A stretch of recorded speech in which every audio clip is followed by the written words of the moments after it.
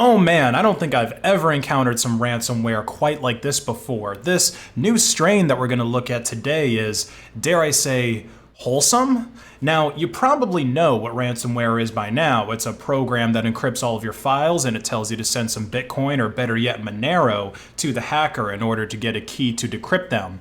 Well, this Goodwill ransomware, it makes you do some good deeds for needy people in order to get your files decrypted. Now, before we get into the list of good deeds that can unlock your files for you if you were to fall victim to this malware, let's just do a brief technical analysis of the malware. Now, this particular strain, it was first discovered in March of 2022. It's written in .NET, and the executable is packed with UPX. AES is the encryption algorithm that is used for, well, the encryption.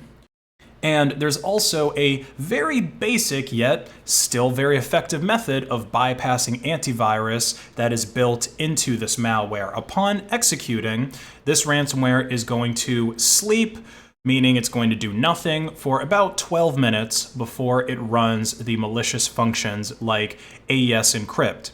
Now, the reason for doing this is that current generation anti-malware solutions will often run a program in a sandbox when you first execute it. And the anti-malware program is analyzing the behavior of that program within the sandbox to see if it's doing anything shady. And if it does, then it gets flagged by the antivirus and it automatically gets quarantined or removed from your system. But eventually, the program will be allowed to execute normally if nothing sus is detected. So the malware just doesn't have to do anything sus until it is out of the sandbox, and 12 minutes should be more than enough time to get out of it. And this malware also has a function to detect your geolocation, which I assume is to decide what kind of good deeds you're going to be forced to do, because there's at least 3 kinds, which we'll take a look at right now. So after this malware encrypts all of your pictures, documents, and sensitive data, it'll open up a web page that displays this note on your screen: activity 1 equals Goodwill 1. What to do? That we all know thousands of people die due to sleeping on the roadside in the cold because they do not have clothes to cover their body. So your first task is to provide new clothes and blankets to needy people of roadside and make a video of this event. Later, post this video or photo to your Facebook, Instagram, and WhatsApp stories by using photo frame provided by us, and encourage other people to help needy people in winters. Take a screenshot of your post and send email to us with valid post link. Later, our team will verify the whole case and promotes you for the next activity. It does not cost you high, but matters for humanity. Man, you would think that these hackers would use some kind of a grammar checker, maybe hire at least one native English speaker to try to make their notes make a little bit more sense here. Now, I guess that my assumption about getting your location just to choose an activity was wrong, because this makes it sound like whoever gets this malware is going to be forced to do all of the activities, which seems a little odd. Like, yeah, usually giving homeless people clothes and blankets would be a good thing, but how much they need those is really going to depend on things like the climate, things like your location. Of course, everybody needs clothes. But if you're homeless in a place like Florida, especially in the spring and summer, blankets might not be that useful to you. But the biggest issue I see with this, speaking from a purely technical analysis of what the hackers are trying to achieve, is how exactly are they supposed to confirm that any of these acts of charity that their victims are supposed to do are genuine? Because it'd be very easy to just get one of your friends to put some dirt on themselves, maybe have them help you with this after they do some yard work or they do some work on their car so they're dirty from that, and then have them sit on the side of the road in their dirty clothes looking sad, and then you just record yourself giving them a blanket, and then you put that on your social media and you send it to the hackers. I have no idea how they could possibly verify that these acts of kindness are real unless they know the victims personally, and then they could say, hey, that's your friend that you're giving a blanket to. That's not a real homeless person. And what if the victim of this ransomware gets tricked by a fake beggar? Does that count? Because there's plenty of people out there that just pretend to be homeless for a living. Like they can literally earn a couple of $100s in a day in certain cities and certain places by just sitting on the side of the road. And oftentimes they'll claim to be a homeless veteran or they'll claim to be disabled. You know, all of those different things that you can do to try to get people to have more pity on you. And yeah, they can earn a pretty comfortable income by pretending to be a beggar. And the only way to identify the frauds are to watch them for a long time and see when the sun goes down, where do they go? Do they go to sleep under a bridge somewhere? Do they go to a homeless shelter? Or do they drive home and sleep in a nice, comfortable bed? Now, activity 2 is to make you help the children. How? Listen, in the evening, pick up any 5 poor children under 13 years of your neighborhood and take them to Domino's or Pizza Hut or KFC and then allow them to order the food they love to eat and try to make them feel happy. Treat those kids as your younger brothers. Take some selfies of them with, wait a minute, is it a selfie of them? Isn't that a portrait picture? Like a selfie has to include you. Anyway, and make sure that they have happy faces. Make a beautiful video story on this whole event and post it to your Facebook and Instagram stories with photo, frame, and caption provided by us. Take a screenshot of your post, snap of restaurant's bill, and send email to us with valid post link. Later, our team will verify the whole case and promotes you to the next activity.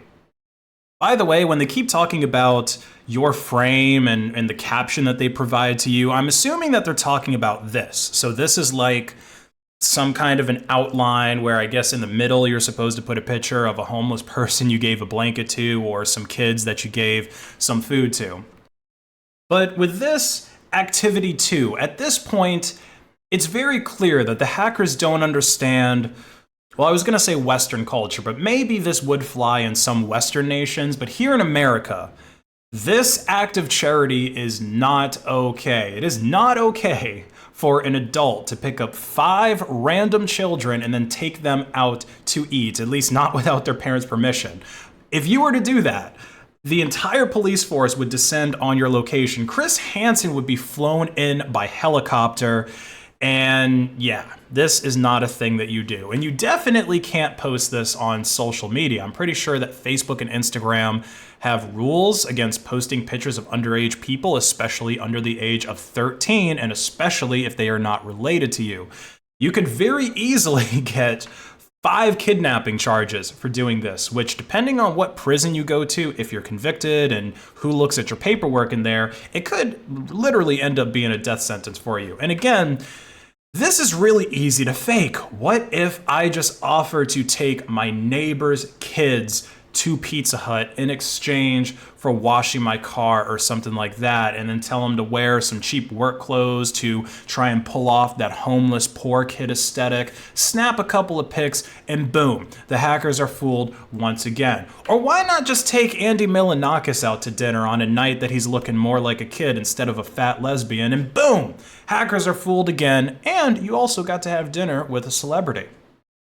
And also, I know I'm getting really technical and splitting hairs on something ridiculous here, but it specifies that the kids have to be under 13 years of age. But how are you even supposed to verify that?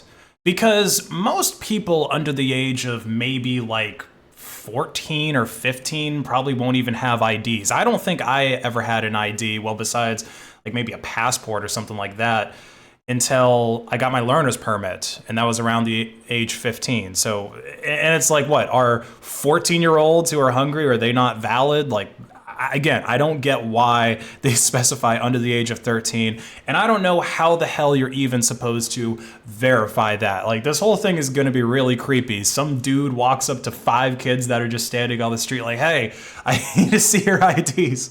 I need to make sure you're all under age 13. You are? Okay, great. Let's go to Pizza Hut. Like, yeah, the Chris Hansen bat signal is gonna go up the moment you start doing any of that.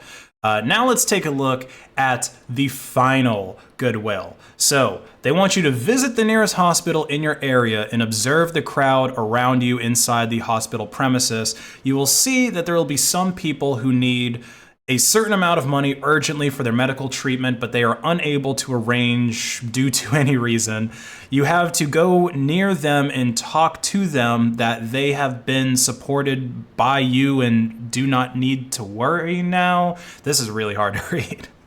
Finally, provide them maximum part of required amount. Again, take some selfies of them with full of smiles and happy face. They got lazier as they kept going through these different activities. Like this one, they're not even trying to make it make sense anymore. Oh my God. And then record audio while whole conversation between you and them and send it to us. Write a beautiful article in your Facebook and Instagram by sharing your wonderful experience to other people's that how you transform yourself into a kind human being by becoming a victim of a ransomware called Goodwill. Send us a post link and later our team will verify the whole case, and finally you'll be able to download the complete decryption kit, which includes the main decryption tool, password file, and video tutorial to recover all of your important files. Okay, so now this Goodwill has gone from something that almost anyone can do. I mean, donating clothes and blankets, that's pretty easy. Taking some kids to Pizza Hut, I mean, as long as you don't get charged with a bunch of felonies, I guess, like cost-wise, that's pretty easy to do.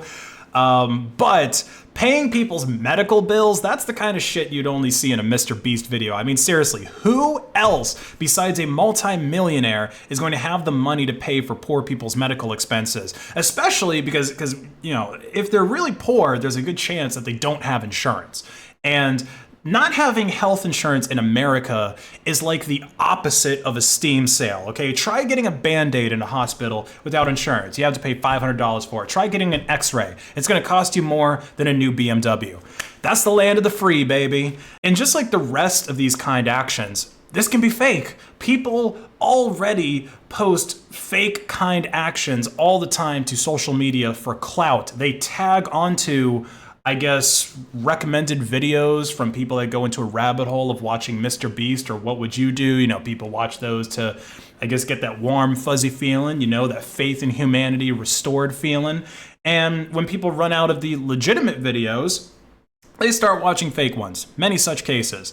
Well, this malware, it could potentially give people that are making fake kindness, you know, fake faith in humanity restored videos an out, because if they get caught faking their videos, they could just say, oh, I had to make these videos for these hackers so that they could decrypt my files. So great job, Goodwill hackers. You just created a get out of jail free card for scumbags. Now, for how to protect yourself from this ransomware, the same rules apply to defending yourself from any kind of malware in general. Don't download and run sketchy software on your machine. Also, the command and control servers that are based in India for this malware, they seem to be taken down now. So either these hackers had their infrastructure taken down by whatever authorities, or they just went and took it down themselves after they realized that their scheme to force people to be charitable was extremely flawed. I mean, honestly, they're probably better off just taking Bitcoin, taking Monero from people, and then if they really want to be charitable, they can just give those funds to various charities themselves. But that's it for this video, guys. Like and comment to hack the algorithm. Share this video on social media so that I can send you a decryption key. Follow me on Odyssey, and have a great day.